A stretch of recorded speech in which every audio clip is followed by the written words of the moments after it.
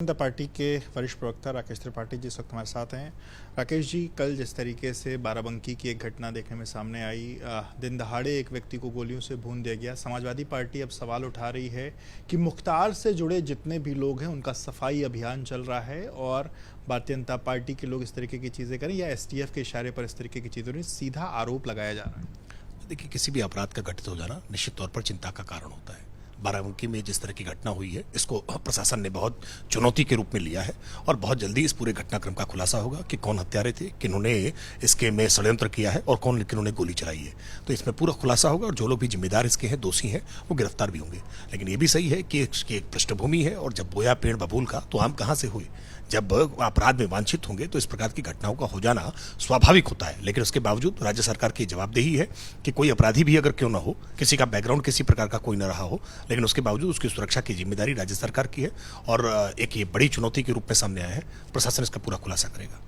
कल शंकराचार्य को लेकर के जो सीएम ने सदन में बयान दिया, उसके बाद समाजवादी पार्टी हमलावर है। समाजवादी पार्टी ये बात कह रही है कि क्या जो पिछले साल, क्योंकि सीएम ने कहा कि जिस रास्ते पर वो जा रहे थे वहाँ भगदड़ हो सकती थी, उनका कहना है कि क्या पिछले साल की जो भगदड़ थी वो भी क्या इसी तरीके से किसी शंकराचार्य के कारण वो भगदड़ हुई थी? देखिए, हर बात का राजनीतिक लाभ उठाने के लिए प्रयास नहीं करना चाहिए। माघ मेले में जिस तरह से वहाँ करोड़ों श्रद्धालु वहाँ मौजूद थे, जिला प्रशासन को जो आवश्यक लगा उसके आधार पर वहां निर्णय लिया गया। किसी का अपमान करने की कोई मंशा नहीं थी, लेकिन मुद्दों को राजनीतिक बनाना, उससे राजनीतिक लाभ लेने की चेष्टा करना, समाजवादी पार्टी तो ये चेष्टा करती है। जिसने अपनी शासन सत्ता रहते हुए जिनके पक्ष में आज वो लामबंदी कर रहे हैं, उनको किस तरह से लाठियों से पिटवाया था, साधु संतों के प्रति किस प्रकार का व्यवहार समाजवादी पार्टी का रहा है, ये बात किसी से छुपी नहीं है। भारतीय जनता पार्टी की सरकार ने साधु संतों का हमेशा सम्मान किया है, कभी किसी प्रकार का कोई अपमान करने की चेष्टा नहीं की है। लेकिन जवाबदेही और जिम्मेदारी सबको जनता के प्रति रखनी चाहिए। आपने जिसका जिक्र किया, कल सीएम ने भी इसी बात का जिक्र किया कि समाजवादी पार्टी की जब सरकार थी उस दौरान जो कुंभ मेला हुआ था तब किस तरीके से इनकी पिटाई हुई थी, उसको लेकर के सपा का ये कहना है कि हमने बाद में जाकर के उनसे माफ़ी मांग ली थी। और सपा के लोग यहाँ तक कह रहे हैं कि हमें इस बात की सीएम से उम्मीद थी कि कल सीएम जब सदन में ये बात कहेंगे तो शंकराचार्य से माफ़ी मांगेंगे, लेकिन हुआ उससे पूरा नहीं, माफी मांगने का कोई मसला ही नहीं है। किसी के साथ न कोई अभद्रता की नहीं गई है।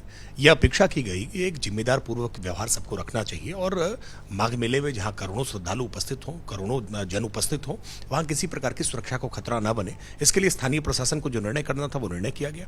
अपमान करने का न उद्देश्य था, न अपमान करने का कोई प्रयास किया गया है।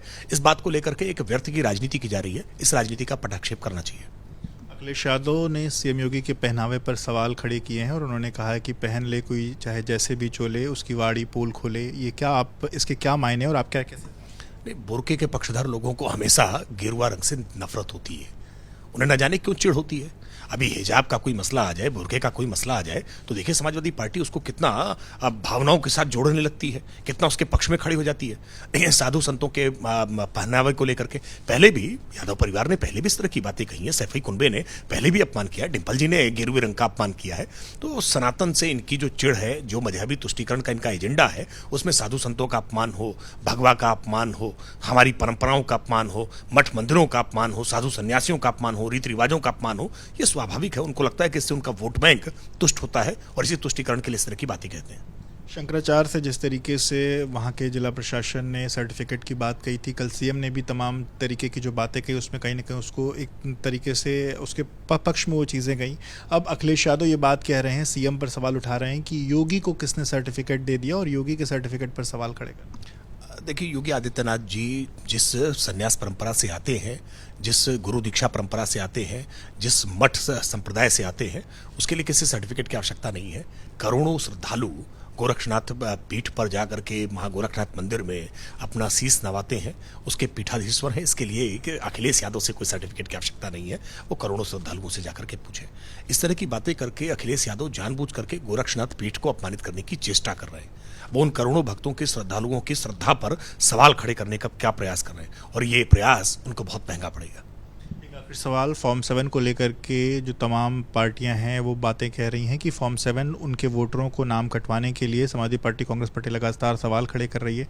अखिलेश यादव ने तो यहाँ तक कह दिया फॉर्म 7 की कोई ज़रूरत नहीं है, फॉर्म 7 का जो प्रक्रिया है उसी को ख़त्म कर दिया जाए। और उन्होंने ये भी कहा कि भारतीय जनता पार्टी एक एजेंसी के माध्यम से लोगों के नाम कटवाने का जो काम है वो कर रही है।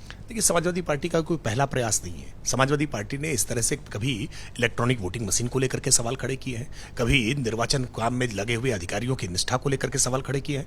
याद करिए कि कैसे मतगणना के समय में अधिकारियों की गाड़ियों को रोक रोक कर चेक करने का प्रयास किया जा रहा था।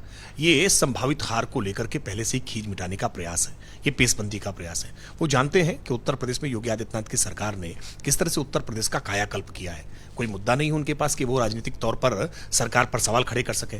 तो निर्वाचन आयोग एक संवैधानिक संस्था है और निर्वाचन आयोग की संवैधानिक संस्था पर वो बार बार इस तरह के सवाल खड़े करके अपनी हार के लिए पेशबंदी कर रहे हैं। ऐसी अफवाहें उन्होंने कोविड के समय में उड़ाई थी, लेकिन उनकी इन अफवाहों को जनता गंभीरता से नहीं लेती है। अखिलेश यादव के प्रयास विफल होंगे और लोकतंत्र को कमजोर करने की चेष्टा अखिलेश यादव को खुद महंगी पड़ेगी। शुक्रिया बात करने के लिए। तो आपने सुना भारतीय जनता पार्टी के प्रवक्ता राकेश त्रिपाठी को, जिन्होंने एबीपी न्यूज़ से अपनी राय रखी। कैमरामैन फैसल पठान के साथ विवेक, एबीपी न्यूज़ लखनऊ।